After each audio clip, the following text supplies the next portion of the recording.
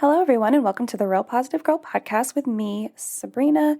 This is the show that's going to help you become your best self. And today we're going to be talking about leaning into what actually gives you energy. But before we jump into that, I do want to remind you that I would love for you to come see me on Instagram. I'm at Sabrina Joy Perozzo, and I would love for you to send me a DM. We can become friends. We can chit chat in the DMs. Like if you have any feedback or suggestions or an idea for a topic you want me to discuss, or you just want to say hi, I would love to talk to you because you guys are the ones that are out here listening to my show, sharing it, and I so appreciate that. You can also send me an old-fashioned email to realpositivegirlpodcast@gmail.com. All that information on how to get a hold of me is in the show notes below. So let's just move right along and talk about our today's topic, which again is leaning into what gives you energy. So I think we can all agree that we spend too much time worrying about what could go wrong in our lives and what problems we have, rather than what's going well and what breakthroughs we are having, or maybe breakthroughs that are on their way to happening. You know how if you're going through something really tough and you know that there is an opportunity for a breakthrough or for the ability for you to be able to get over that hump, get over those issues is coming, you're like, that still gives you some energy, that gives you some excitement, some power. But I feel like a lot of times we spend too much time thinking about those negative things. This kind of thinking can really zap our energy and not really push us to keep going or have the amount of hope we should be having that things like this will get better, because they will. You have to believe that they will get better, and they will get better. Even if you don't believe that they'll get better, they will. It'll just be harder for you to see that it's gotten better because you're not actually believing that it will. You're just continuing to be nitpicky and find the negative things despite a turnaround or a positive happening in that situation. So we aren't doing ourselves any favors by leaning into the negatives. Obviously, this is probably obvious information to you, right?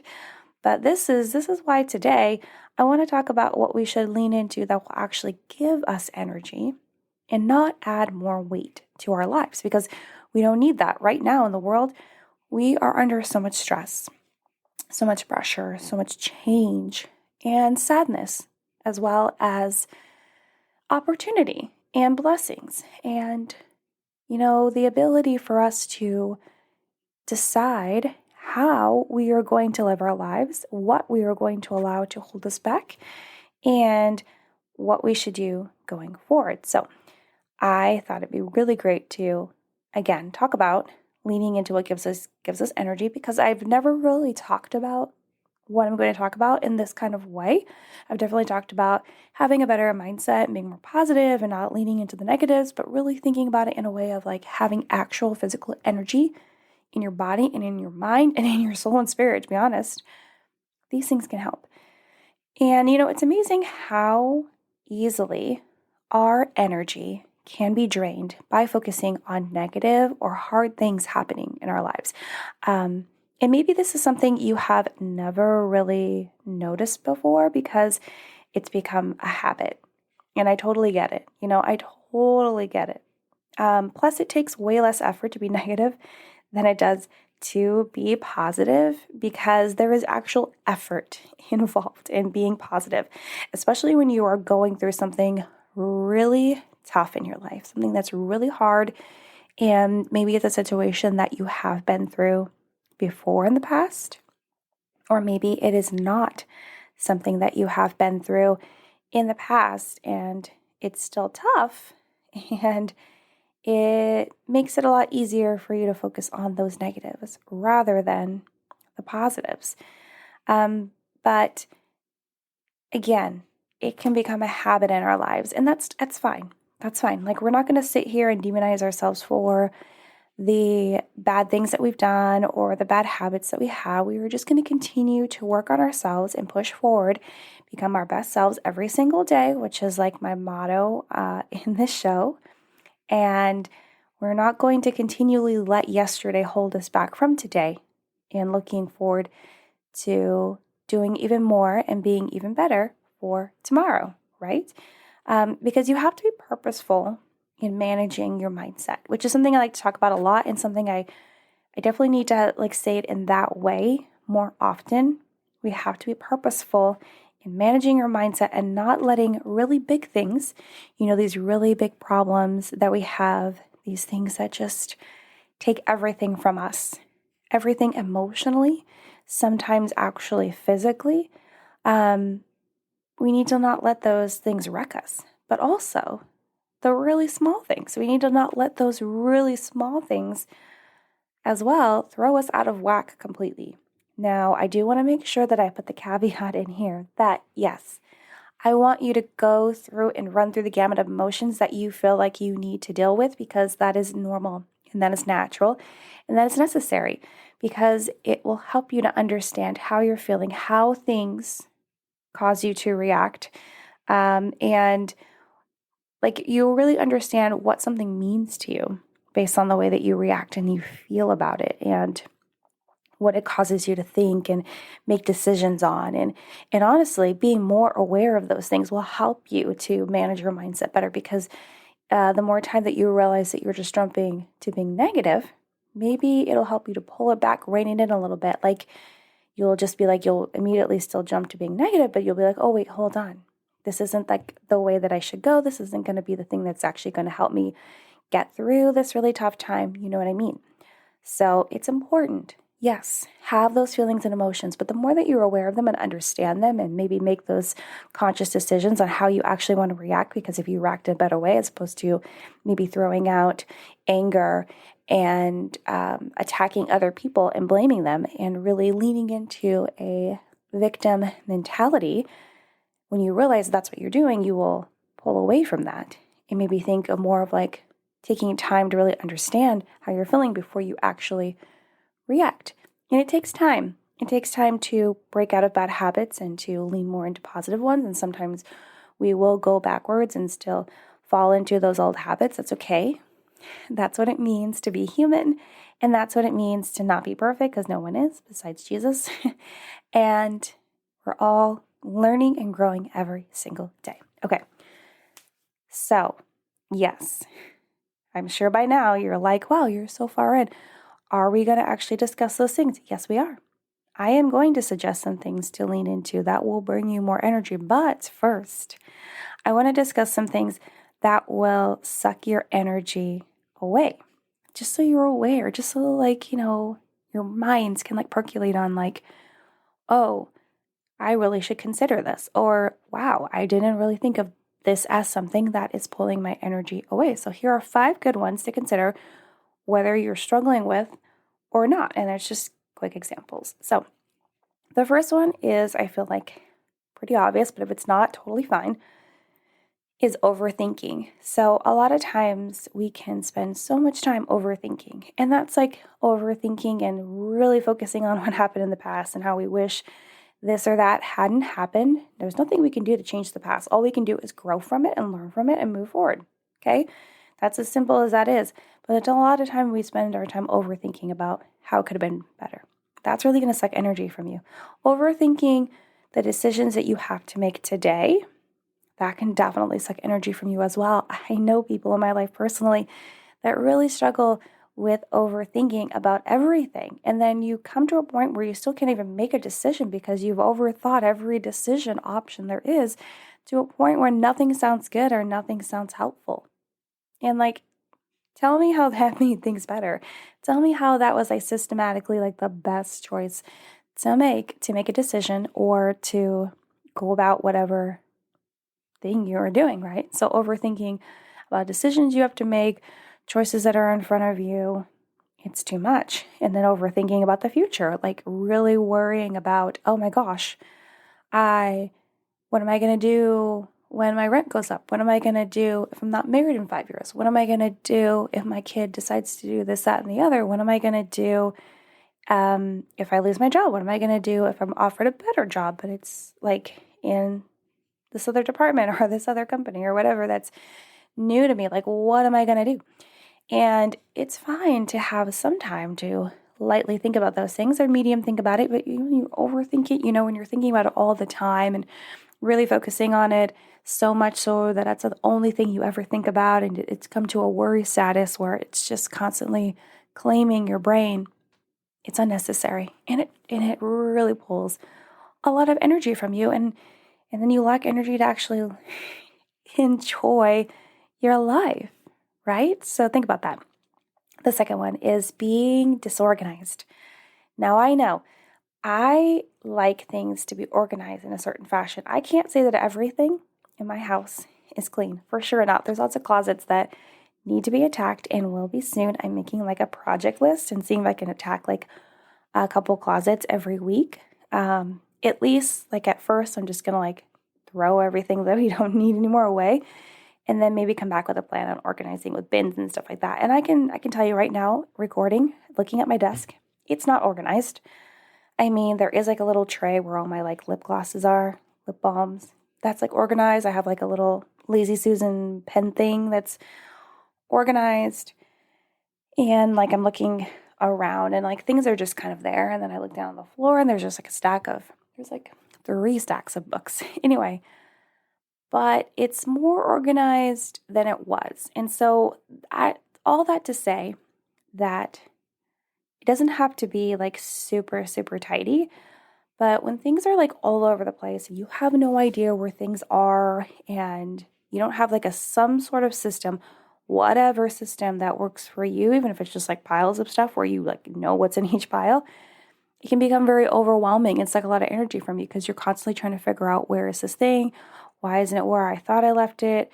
Or if you do struggle with remembering where things are or where you put them down, creating a system where you try really hard to get yourself in the habit of continually putting those things in the same spot all the time, so that it helps your brain work a little less when it's like, okay, where are my keys?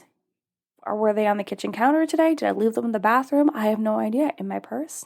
But if you have like a spot, like at our house, we have a spot at the door where you put that stuff, like your sunglasses, your keys, sometimes your wallet, and you just put it there, and that's the spot where it goes.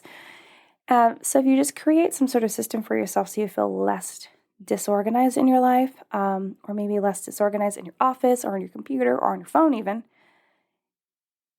you will save yourself from zapping additional energy away from yourself, because you're not constantly freaking out about like, where is everything that I need, or why can't I find a clean pair of underwear? If you have like a system of like how you sort your dirty clothes, and then maybe kind of when you're able to get to laundry, then it can really help you not to feel disorganized. So just in general, in your whole life. The third one is not getting enough sleep. This one's super easy to really understand. You can definitely lose energy just in general, physically as a person, and even in your mind if you don't sleep enough. This is just a general overview reminder of like, we all need to sleep more. We all need to probably sleep more. I sleep probably on average 6 hours a night. I definitely know that I would feel better if I got 7.5 hours. 8 feels good, but sometimes I feel like 8 is a lot, but maybe I feel like it's a lot because I don't sleep that much. Deep thoughts here. But anyway, I just encourage you to try to prioritize your sleep. Try not to stay up late. I know like it's a hustle culture. Everyone's out here trying to get it all done. But you will be able to get more done in the long run if you prioritize your sleep. And yes, you may be like, well, Sabrina, it's just a small period of my life. And if you give way to that kind of thinking of like, okay, well, it's just for a little bit. Okay, well, maybe it is for a little bit. Maybe it's just for that week. Like if it's finals week at school, or you have to work on a really big project at work for that week, I get it. I do. But if you allow yourself to continually make that excuse over time, all the time, you'll never prioritize your sleep, and you're really just kidding yourself if you think that you actually will at some point, because you can't even do it now. So maybe you're like, well, I don't have any time. I'm sure you do. I'm sure there's time where you're like on TikTok, or you're watching Netflix, or you're, I don't know, doing something that you could cut back just a little bit, just to add a little bit more sleep in, because it would be better for your overall health. Okay, that's all we're going to say about that. Number 4, holding on to anger and resentment. Yeah, holding on to anger and resentment is definitely not helpful, it's definitely going to zap so much of your energy because you're holding on to it so deeply, holding those grudges, really expecting your use of holding on to those things to better the situation in any way or to show that person, I still remember what you did. That's kind of like where it drives for me. But they don't care. And if they do care, eventually they're not going to care and you're still going to care. And then it's not going to really help in your favor either, right? Because if you are still continuing to hold a grudge against someone and maybe they really care, maybe they're a people pleaser. I get it. I am too. And they're trying everything they can to make you feel better. But usually in those situations, the person will either be like, okay, fine, you've done enough for me. We will let it go. Or they will continue to let that person feed into them to make the situation quote unquote right. And then they won't let the grudge go because they're getting all of this attention and love and like all of these like things where that person is trying to make it right. And so it never ends because that person just continues to hold on to that hurt. And how can it end if they're continuing to feel hurt and resentment? Get what I'm saying? So just in general, holding on to anger and resentment isn't going to fix whatever situation that you're holding on to it for whatever reason. It's not going to make it better. You need to actually deal with it directly with whomever is involved and understand that, yeah, holding on to it, maybe they'll never understand how you feel. Maybe it'll never get better. But it will get better over time if you let it go because it won't be as important as time goes on for all parties involved. I promise. Like, yes, maybe someone really deeply hurt you. But if they refuse to care how much you are hurt and make amends the way that you may have requested them doing, and if over time that answer is still the same from them, then what do you, like, nothing's going to change. Clearly, right? They've already said that it's not. So just accept that it's not. And move on, because the quicker you move on and let it go, the more free you will feel, the more energy you'll have to put towards something else that you can implement change in and that will better your life. The last one I want to mention is toxic people. We all have or have had toxic people in our life that really just suck the energy from us because they either want to complain about everything, they want to be negative, they don't want to pour anything positive into our lives. Maybe they want to nitpick us. Maybe they want to be a victim. Whatever it is, we have those toxic people in our life. And I want you to consider if you have those people in your life that are just seem so tiring and overwhelming that maybe you need to re-examine that relationship and consider pulling away a little bit, cutting it off, or having a conversation with them, whatever you feel is most comfortable so that you can do what's best for you because that's important. Yes, they might need help. Yes, you might feel like if you aren't their friend, they will be alone. You can still be someone's friend without having them so close to you or having to endure in their continual negative attitudes and or saying negative things to you or not encouraging you and loving you the way that you are doing to them. You can just be like, hey, maybe we can get together every now and then and talk. Or, hey, you create boundaries. You have to be like, hey, if you're talking about negative things, I'm going to have to like nicely interrupt you and be like, hey, I just can't handle listening to this right now. But if you would like to maybe send it in a text message, I can read it over and then give you some thoughts when I'm ready to actually hear that. Because maybe it's just so heavy, things are too heavy in your life for you to handle that. Or it's the thing that I find that is common is people will continue to complain about the same things and you will offer them advice or they will ask for advice to change and then they never will change because then that would take away something that they could complain about, right? Oh, mind blown when I figured that out. So toxic people. Now let's discuss 5 things that you should lean into that will actually give you energy so that we can end this on a positive and something that'll actually help you. I mean, I feel like the last 5 did help you because you can really find out if those things are in your life and kind of figure out what you need to do about them. And then maybe these things you can add into your life, right? So the first one for something that you should lean into that will actually give you energy is clear boundaries, which kind of relates to what we were just talking about in regards to what you should not be leaning into, which is toxic people. A lot of times we need to have clear boundaries, even with people that aren't toxic, even with people that are like our spouse or our family or our friends, people at work, because some people will try to take advantage of us because if they know that we're super kind and we're kind of leaning into people pleasing, tendencies, then they will try to get as much as they can from us because we won't say no, or we'll always be available when we really need to only be available during certain times and opportunities, or maybe there's like an hour a day that you need to not be available for your family. Okay, I don't care how many kids you have.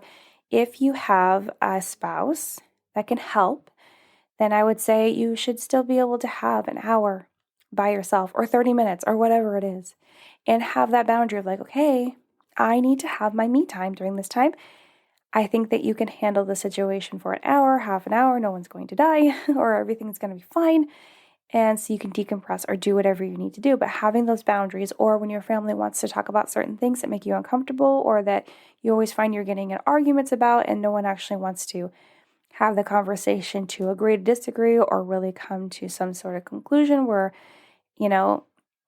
people actually talk about the issues rather than just arguing about them, you know what I mean?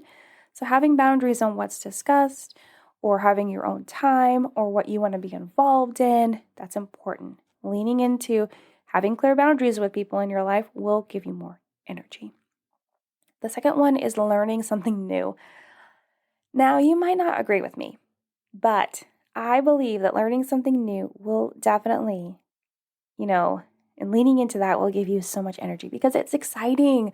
It's exciting when you're learning something new, especially when it's something that you are excited to learn about. Even if you struggle in the beginning, it still gives you that energy to keep trying, to know that it's gonna better you in general. It's gonna make you feel so, so, so good. So even if you fall down, even if you make mistakes, even if you have a couple failures in there in learning that new thing, it still brings you so much energy because especially if it's going to help you achieve a goal or something that you're aspiring to be. So for me, like learning something new, like learning how to outline a book, right? It takes time to understand what that is and then actually like working to outline the chapters and how to do that. It gives me a lot of energy. It gives me a lot of excitement. It really is like, oh, yay, this is going to get me closer to my goal of writing a book. And learning how to do that is part of the process. And that really has given me a lot of extra energy to be excited about that and excited about becoming a motivational speaker and doing all of these things that I want to do in my life. So learning something new can definitely help you have more energy. The third one is to do something for yourself. So this could be like a self-care kind of thing. And some people think of self-care as like having boundaries, which totally I can see that. Or self-care could be not hanging around certain people or spending time in certain groups. Or self-care could maybe be like if you've had the decision of like, okay, well, I'm just not going to have alcohol anymore because it affects me in a certain way, or I'm not going to go to certain places because it affects me in a certain way. That's totally fine.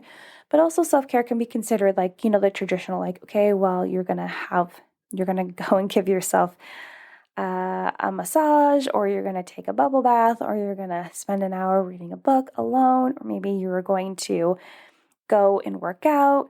Because it can be self-care or it can be a hobby, something you enjoy. Maybe you want to go out and go for a run, or you want to spend that time in the gym, or you want to just get out and walk your dog, which even though that sounds like it's for the dog, it can still be for you too, because you're getting some steps and getting some fresh air, doing whatever you're doing. But I think that leaning into doing something for yourself and making sure that thing is for you and it's not some roundabout thing that's for someone else, then it can really like replenish your energy because you are doing something for yourself that's going to make you feel good. It's going to make you feel happy, and it should. That's the kind of emotions that it should bring: happiness, joy, contentment, and it's going to give you so much more energy than doing something that you don't enjoy. And I know there's a lot of things in life that we have to do that we don't enjoy, but we have to do them, which is totally fine. I'm here for that. But also really making the time to do something for yourself, even if it's the smallest thing, can be so, so helpful to you, and it makes you happy, and it makes you just feel full, okay? So maybe that's like a super important one. Do something for yourself, whether it's self-care or a hobby, something you enjoy. The fourth one is supportive people. So this is obviously the inverse of toxic people, supportive people. If you really lean into having supportive people in your life, it will give you so much energy, because these people, through being and hearing them talk positively, talking about their accomplishments, them feeding that knowledge and wisdom into you and encouraging you, it really just gives you energy from them, this positive energy that just makes you feel so good, or make you feel supported, makes you feel like, despite the fact that you may be making mistakes, or you may have had a failure, or something has gone wrong or gone down a different way than you had anticipated, you still have people there that are there to support you, there to help you pick the pieces and continue on your journey of becoming your best selves. And you're there having the opportunity to support someone else as well, which makes us feel really good. So leaning into having supportive people in our life and getting rid of toxic people can really give you more energy, because they're directly giving it to you, and then you are flourishing your own energy by giving it back to them. The last one I want to mention that you should lean into that will give you energy is consistency and goal planning. So when we are consistent in the things that we want to do and that we need to do, the most classic example, obviously, is going to be working out. So I have found that if I am consistent in my workout regimen, which is working out 5 days a week, Monday through Friday, and I don't do the same thing every day, but generally I do like 2 different days of workouts and alternate, I do feel more energy, because I feel like, wow, I was able to do that. And with with taking out any sort of crazy thing that'll happen, like if I got really sick or something during the week, but like I was really able to do all of those 5 days, and I feel really good about it. But consistency could also be like, if you are writing a book and you've decided to do a practice of journaling every day for like a month, because you really want to get some thoughts out on paper so that you can help, then you can organize them into like your future outlining for your book or whatever. Consistency in doing that every single day, or maybe you do meditation, or maybe you do yoga, or maybe you take a walk, or maybe every day at work there's something that you need to do that will really help you be better at your job. Whatever it is, implementing consistency into your life can really help you have more energy, because you feel really good about it. You really feel good about yourself being able to do that, being able to continually do it, and do it in a manner that you are getting over any sort of small, medium-sized obstacles that might get in the way. You're like, no, I'm still going to do this despite all this other crap trying to get in my way, because I can, and I know I should, and it'll help me really have that habit be even deeper and stronger, especially if something that you want to be able to continuously do all the time, forever, or for a long period of time, right? The other part of this is goal planning. I think that if we lean into goal planning, it'll give us more energy, because we're actually having things to look forward to. We're actually putting in writing, and I suggest putting this in writing, even if it's on your computer or like in a notebook, of what we want to do, how we're going to do it, how we think we're going to do it, who can help us do it, and then like some sort of timeline associated with these goals. And that can help you really get jump started and give you the excitement that you need to go after those goals that will eventually lead you to becoming your best self for sure. So consistency and goal planning, definitely lean into those things. Those will for sure give you energy. And that's all of it, I hope discussing what we should and should not be leaning into was helpful, and will push you to really consider what you are allowing in your life, and whether or not it's helping you become your best self or leading you in the opposite direction. So I really hope that this was a great discussion to have. But that's it. So thank you so much for listening to the Real Positive Girl podcast, again with me, Sabrina. I appreciate you listening, sharing, downloading the show. You guys are absolutely amazing. I really appreciate it.